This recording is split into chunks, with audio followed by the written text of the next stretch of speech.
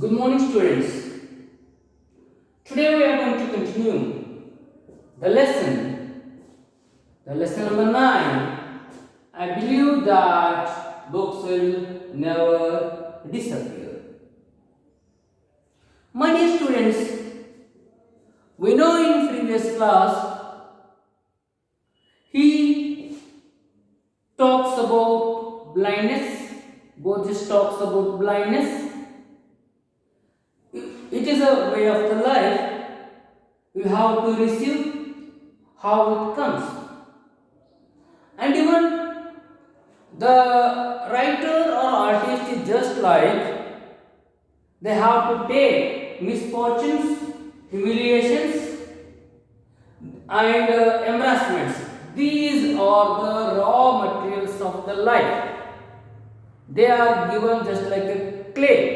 We have to make an art just like an artist. And even the Borges, he is going to collect a books and he is going to fill his house by purchasing the books to pretend he was a blind. And even he saw the dream that in his dream he saw the burning of the library of Alexandria. ಹಾಗಾದರೆ ವಿದ್ಯಾರ್ಥಿಗಳೇ, ಇವತ್ತು ಈ ದಿನ ನಾವೇನು ಮಾಡೋಣ ಅಂತಂದರೆ ಆ ಮುಂದುವರೆದ ಭಾಗವನ್ನು ಇಲ್ಲಿ ನೋಡೋಣ. ಅಲಿಫೆನ್ ಅವರು ಪ್ರಶ್ನೆ ಕೇಳ್ತಾರೆ ಜಾರ್ಜ್ ಲೂಯಿಸ್ ಬೋರ್ಜಸ್ ಅವರಿಗೆ, sir, do you have mind to write history of the books? ಪುಸ್ತಕದ ಇತಿಹಾಸವನ್ನೇ ನೀವು ಬರೀಲಿಕ್ಕೆ ಸಾಧ್ಯತೆ ಅನ್ನುವಂಥ ವಿಚಾರವನ್ನ ಯಾರು ಕೇಳಿದ್ರು ಅಂದ್ರೆ ಅಲಿಫೆನ್ ಬೋರ್ಜಸ್ ಅವರಿಗೆ ಕೇಳ್ತಾನೆ. Then Borges replied in such a way. ಇದು ಏನಪ್ಪಾ ಈ ರೀತಿಯಾಗಿ ರಿಪ್ಲೈ ಮಾಡ್ತಾರ. ಏನಂತ ರಿಪ್ಲೈ ಮಾಡ್ತಾರೆ ಅಂತಂದ್ರೆ, my dear friend, I am now 83 years old. ನೆನಪಿಟ್ಕೋಬೇಕಾಗಿರೋ ಇನ್ನೊಂದು ಪ್ರಶ್ನೆ ಯಾವುದು ಸ್ನೇಹಿತರೆ ಅಂದ್ರೆ, ಈ ಇಂಟರ್ವ್ಯೂ ತೆಗೆದುಕೊಳ್ಳುವಾಗ ಜಾರ್ಜ್ ಲೂಯಿಸ್ ಬೋರ್ಜಸ್ ಅವರಿಗೆ ಎಷ್ಟು ವಯಸ್ಸಾಗಿತ್ತು? 83. 83 years old when George Louis Borges was given the interview. ಈ ಇಂಟರ್ವ್ಯೂ ಕೊಟ್ಟಾಗ ಆತನಿಗೆ ವಯಸ್ಸು ಎಷ್ಟಿತ್ತು? 83 years old. He said that, yes, you asked a very good question to me. I have mind to write the history of the books, but if my age permits me, ಒಂದು ವೇಳೆ ನನ್ನ ವಯಸ್ಸು ಏನಾದ್ರು permit ಕೊಡ್ತು ಅಂದರೆ ನಾನು ಪುಸ್ತಕದ ಇತಿಹಾಸವನ್ನು ಬರಿತೀನಿ ಅನ್ನುವಂಥ ವಿಚಾರವನ್ನು ತಗೋತಾರೆ. ಅದು ಅವರ ಮಹದಾಸೆಯಾಗಿತ್ತು. It is the biggest dream and achievement of George Louis Borges is he would like to write the history of the books. Then again he is going to continue that the importance of the books. ಪುಸ್ತಕದ ಮಹತ್ವದ ಬಗ್ಗೆ ಹೇಳ್ತಾರೆ.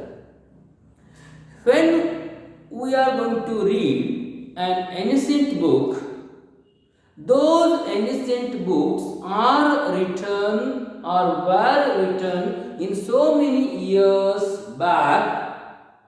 While we reading those books at present, still those messages are too relevant to the present day. ನೋಡಿ ಎಷ್ಟು ಅದ್ಭುತ ಮಾತಲ್ಲ. ಏನು ಹೇಳ್ತಾರೆ ಅಂದರೆ, ಬಹಳಷ್ಟು ಪ್ರಾಚೀನವಾದಂತಹ ಪುಸ್ತಕಗಳನ್ನ ಬರೆದಿರುವ ಲೇಖಕರ ಪುಸ್ತಕಗಳನ್ನ ಓದಿದಾಗ ಆ ಪುಸ್ತಕಗಳು ಹಳೆಯ ಕಾಲದಿರ್ತದೆ.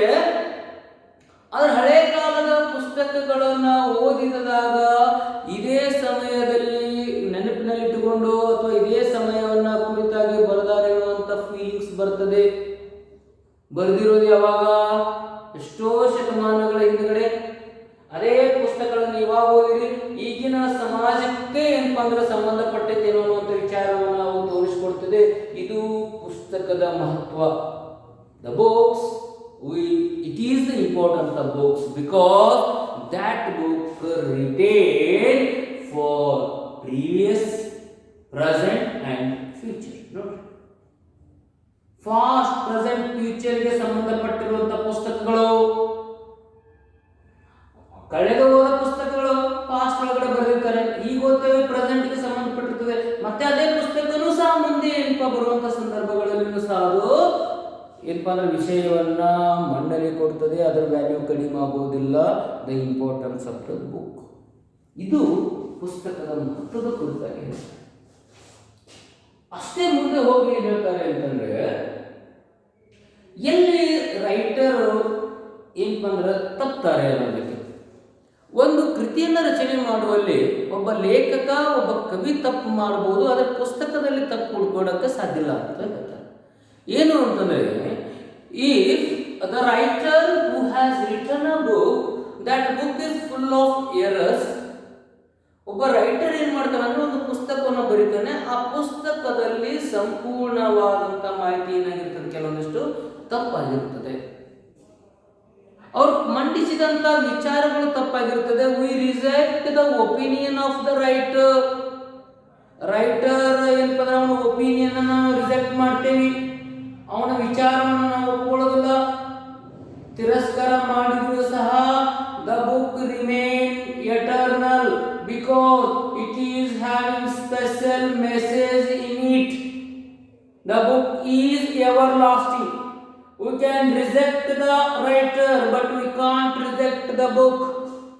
ಒಬ್ಬ ರೈಟರ್ ಅನ್ನು ನಾವು ರಿಜೆಕ್ಟ್ ಮಾಡ್ತೇವೆ, ಆದ್ರೆ ಒಂದು ಪುಸ್ತಕವನ್ನು ನಾವು ರಿಜೆಕ್ಟ್ ಮಾಡೋದಿಲ್ಲ. ಹಾಗಾದ್ರೆ ಒಬ್ಬ ರೈಟರ್ ಬರೆದಂತ ಕೃತಿ ಯಾವಾಗ ಅದು ಅತ್ಯಂತ ಅದ್ಭುತವಾಗ್ತದೆ ಅಂತಂದ್ರೆ, ಒಬ್ಬ ಓದಿದಂತ ವ್ಯಕ್ತಿಯ ಮನಸ್ಸನ್ನ ಅದು ಮುಟ್ಟಿದಾಗ, it has to reach that person, one who is reading it. This is how we are going to see two different ideas.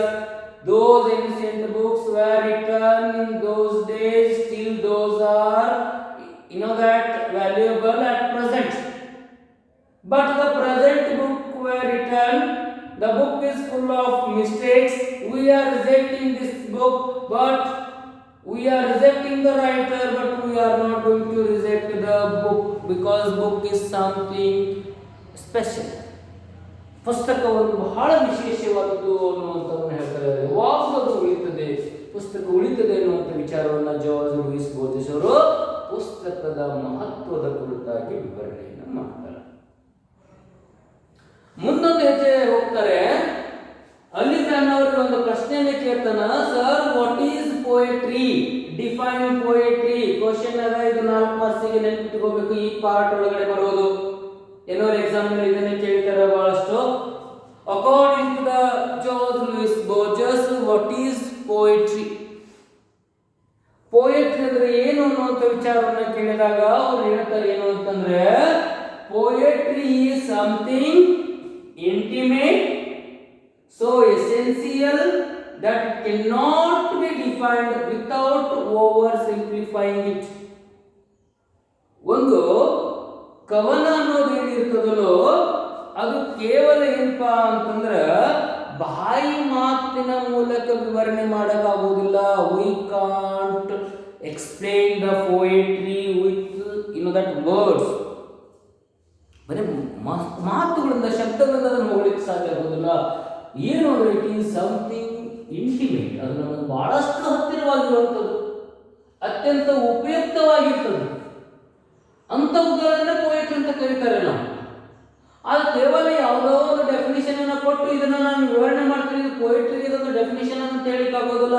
Because there were no definition for poetry, because poetry is very essential to us and it is intimate to us. ನಮಗೆ ಅದು ಬಹಳಷ್ಟು ಹತ್ತಿರವಾಗಿರುವಂಥದ್ದು, ಬಹಳಷ್ಟು ಉಪಯುಕ್ತವಾಗಿರ್ತದೆ. ಕೇವಲ ಮಾತಿನ ಮೂಲಕ ಅದನ್ನು ವಿವರಣೆ ಮಾಡೋಕ್ಕಾಗೋದಿಲ್ಲ ಅನ್ನುವಂಥ ವಿಚಾರ ಹೇಳ್ತಾರೆ. ಅಷ್ಟು ಮಹತ್ವ ಹೊಂದಿರೋದು ಯಾವುದು ಅಂದ್ರೆ ಪೋಯಟ್ರಿ. ಹಾಗಾದ್ರೆ ಆಗೋದಕ್ಕೊಂದು ಡೆಫಿನೇಷನ್ ಆದ್ರೂ ಬೇಕಲ್ಲ.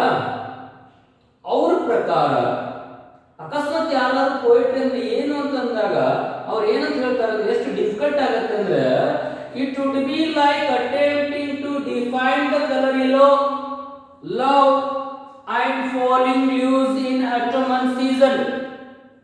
ಯಾರೋ ಸರ್ ಡೆಫಿನೇಷನ್ ಹೇಳ್ರಿ ಪೋಯಟ್ರಿ ಬಗ್ಗೆ ಅಂದಾಗ ಅವ್ರೇನಂತಾರೆ, ಹಾಗಾದ್ರೆ ಯೆಲ್ಲೋ ಕಲರ್ ಅನ್ನು ವರ್ಣಿಸು ಅಂತಂದ್ರೆ ಯೆಲ್ಲೋ ಕಲರ್ ಅನ್ನ ಏನು ಹೇಳಿಕ್ಕಾಗುತ್ತೆ? Yellow colour is yellow colour. You can't define the yellow colour. If someone say sir define the love, can you define the love? ಪ್ರೀತಿಯನ್ನ ನಾವು ವರ್ಣಿಸ್ಲಿಕ್ಕೆ ಸಾಧ್ಯ, ಎಷ್ಟು ವರ್ಣಿಸ್ಲಿಕ್ಕೆ ಸಾಧ್ಯ ಆಗ್ತದೆ? ಎಷ್ಟು ಡೆಫಿನೇಷನ್ ಕೊಡ್ತೀರಿ ಪ್ರೀತಿಗೆ? ಪ್ರೀತಿ ತುಂಬಾ ಆಳವಾಗಿರುವಂಥದ್ದು. ಪ್ರೀತಿಯನ್ನು ನಮಗೆ ಡಿಫೈನ್ ಮಾಡ್ಲಿಕ್ಕಾಗೋದಿಲ್ಲ, ಕಲರ್ ಎಲ್ಲವನ್ನು ನಮಗೆ ಡಿಫೈನ್ ಮಾಡೋಕ್ಕಾಗೋದಿಲ್ಲ. ಹಾಗೆಯೇ ಶರತ್ಕಾಲದಲ್ಲಿ ಒಂದು ಮರದಿಂದ ಬೀಳುವಂಥ ಎಲೆಗಳನ್ನು ನಮಗೆ ಎನಿಸ್ಲಿಕ್ಕೂ ಸಾಧ್ಯ ಇಲ್ಲ.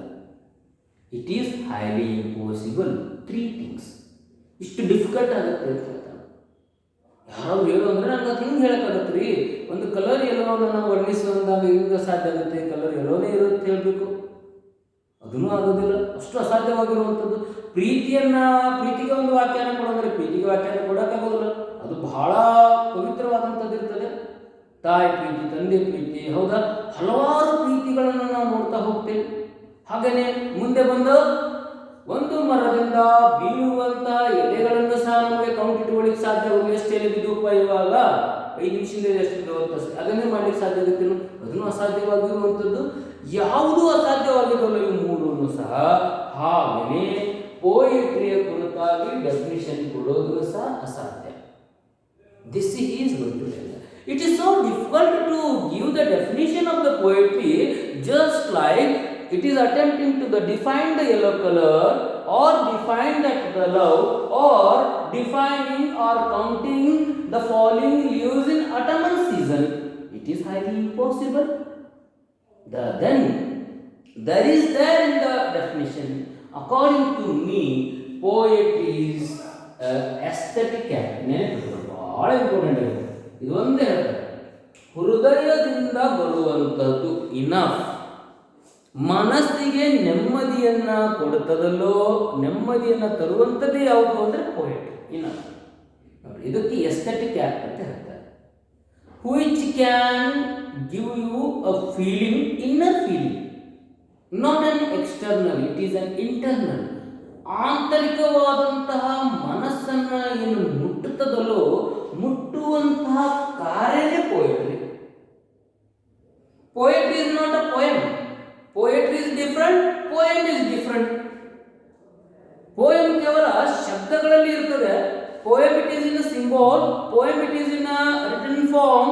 That poem may or may not touch your heart, but the poetry can touch your cat. ನಿಮ್ಮ ಕಾರ್ಯವನ್ನು ಅದು ಮುಟ್ಟುತ್ತದೆ. ಮುಟ್ಟುವಂತ ಕೆಲಸ ಮಾಡೋದು ಯಾವುದು ಅಂದರೆ ಪೋಯೆಟ್ರಿ ಅಂತ ಹೇಳ್ತಾರೆ. It is beyond of a series of the symbols. ಚಿಹ್ನೆಗಳನ್ನ ಮೀರಿ ನಿಂತಿರೋದು. ಲೇಖನ ಚಿಹ್ನೆಗಳನ್ನ, ಅವು ಚಿಹ್ನೆಗಳನ್ನ ಏನ್ ಮಾಡ್ತಾನೆ ಅಂದ್ರೆ ಕವಿ ಅವುಗಳನ್ನ ಬಳಸ್ತಾನೆ, ಕವನಗಳಲ್ಲಿ ಬಳಸ್ತಾನೆ. ಆದರೆ ಪದ್ಯನೇ ಬೇರೆ, ಹೌದು, ಪೋಯಮೇ ಬೇರೆ, ಕವನ ಮತ್ತು ಏನಪ್ಪ ಅಂದ್ರೆ ವಿಚಾರ ಮಾಡುವಂಥ ಪೋಯೆಟ್ರಿ, ಬರೆದಿರುವಂಥ ಒಂದು ಕೃತಿ, ಎರಡಕ್ಕೂ ಬಹಳಷ್ಟು ಡಿಫ್ರೆಂಟ್ ಅದ ಅಂತ ಹೇಳ್ತಾರೆ. ಅದು ಎಸ್ಥೆಟಿಕ್ ಆಕ್ಟ್, ಜಾಯ್ ಕೊಡ್ತದೆ, ಸಂತೋಷ ಕೊಡುವಂಥದ್ದು. ಸಂತೋಷ ಕೊಡುವಂಥದ್ದೇ ಪೋಯೆಟ್ರಿ ಆಗ್ತದೆ. ಪೋಯೆಮ್ನಲ್ಲಿ ಬರೀ ಸಿಂಬಲ್ಸ್ ಇರ್ತಾವು. It may R may not touch the heart of the reader, but poetry is an aesthetic act ಅಂತ ಹೇಳ್ತಾರೆ. That poetry, that poet will be retained, sustain eternal when he is writing touch with the reader heart. ಒಬ್ಬ ಬರೆದಂತ ಕವಿಯ ಕೃತಿಗಳೇನಿರ್ತಾವೋ ಅದು ಓದುವ ವ್ಯಕ್ತಿಯ ಮನಸ್ಸನ್ನ ಮುಟ್ಟಬೇಕು. ಅದು ಪೋಯೆಟಿಕ್ ಆಕ್ಟ್ ಅಂತ ಹೇಳ್ತಾರೆ. ಪೋಯೆಟಿಕ್ ಆಕ್ಟ್ ಟೇಕ್ಸ್ ಪ್ಲೇಸ್. ನೋಡಿ, ಪೋಯೆಟಿಕ್ ಆಕ್ಟ್ ಯಾವಾಗ ನಡೀತದೆ ಅಂದ್ರೆ, poetic act takes place when the writer writes it, reader feels it. ಎಷ್ಟು ಅದ್ಭುತ. ಒಬ್ಬ ಕವನವನ್ನು ಬರೆಯುವಂಥ ವ್ಯಕ್ತಿ, ಒಬ್ಬ ಕವಯಿತ್ರಿ ಅಥವಾ ಕವಿ ಆದಂತಹ ವ್ಯಕ್ತಿ ಏನ್ ಮಾಡ್ತಾನೆ ಅಂತಂದ್ರೆ, ಅದನ್ನು ಬರವಣಿಗೆಯನ್ನು ಮಾಡಿದಾಗ ಆ ಬರೆದಂತಹ ಒಂದು ಕೃತಿ ಓದುವ ವ್ಯಕ್ತಿಯ ಮನಸ್ಸಿನಲ್ಲಿ ಉಳಿಬೇಕು. ಅದು ಪೋಯೆಟಿಕ್ act. Poetic act takes place when the writer write it, readers read it, and he has to feel it. So this is beyond of it. It gives him the happiness, it gives him enthusiasm, it gives him values, it makes him the life bright. ಅದು ಆತನ ಜೀವನಕ್ಕೆ ದಾರಿ ದೀಪ ಆಗಿರ್ತದೆ, ಅದು ಅವನಿಗೆ ಮೌಲ್ಯಗಳನ್ನು ಕಲಿಸ್ತದೆ, ಅದು ಅವನಿಗೆ ಬೆಳಕನ್ನು ಕೊಡ್ತದೆ. ಇಂಥ ಅದ್ಭುತ ವಿಚಾರಗಳು ಓದುವ ವ್ಯಕ್ತಿಯ ಮನಸ್ಸನ್ನು ತಲುಪಿದಾಗ ಮಾತ್ರ ಅಲ್ಲಿ ಏನಾಗುತ್ತೆ ಅಂದ್ರೆ ವಿದ್ಯಾರ್ಥಿಗಳೇ ಪೊಯೆಟಿಕ್ ಆಕ್ಟ್ ಯಶಸ್ವಿ ಆಗುತ್ತೆ ಅನ್ನುವಂಥ ವಿಚಾರವನ್ನ ಜಾರ್ಜ್ ಲೂಯಿಸ್ ಬೋರ್ಜಸ್ ಅವರು ಹೇಳ್ತಾರೆ. This is the definition given by the Jorge Luis Borges about poetry. ಬಹಳ ನೆನಪಿಟ್ಕೋಬೇಕಾಗಿರೋದು ಇಂಪಾರ್ಟೆಂಟ್ ಆಗಿರುವಂಥ ಕ್ವಶನ್ ಇದು. ವಾಟ್ ಈಸ್ ಪೋಯೆಟ್ರಿ ಅಂದಮೇಲೆ ನೀವು ಇವುಗಳನ್ನು ಸರಿಯಾದ ರೀತಿಯಿಂದ ವಿವರಣೆಯನ್ನು ಮಾಡಿಕೊಡ್ಬೇಕು. ಪುಸ್ತಕಗಳ ಬಗ್ಗೆ ಬರೀವಿ ಅಂದಾಗ ಈ ರೀತಿ, ಆದರೆ ಇದು ಪೋಯೆಟ್ರಿ ಬಗ್ಗೆ ಹೇಳಿದಾಗ ಈ ರೀತಿ ಬರೀಬೇಕು. ಎಲ್ಲ ಪಾಯಿಂಟ್ಸ್ಗಳನ್ನು ಚೆನ್ನಾಗಿ ಬರ್ಕೊಂಡು ಅವುಗಳನ್ನು ನೋಟ್ಸ್ ಮಾಡಿದ್ವಿ. ಉಳಿದಿರುವಂಥ ವಿಷಯವನ್ನು ನಾನು ಮುಂದಿನ ಕ್ಲಾಸ್ ಒಳಗಡೆ ಅದನ್ನು ಲೆಸನ್ ಏನಂತ ಕಂಪ್ಲೀಟ್ ಮಾಡೋ ವಿಚಾರದಲ್ಲಿ ಬರೋಣ. ಇವುಗಳನ್ನ ಸರಿಯಾಗಿ ಪಾಯಿಂಟನ್ನು ಬರೆದಿಟ್ಟುಕೊಂಡು ನಿಮಗೆ ಆದಂಥ ಒಂದು ಸಮರಿಯನ್ನು ರೆಡಿ ಮಾಡ್ಕೊಳ್ಳಿ. Okay, thank you.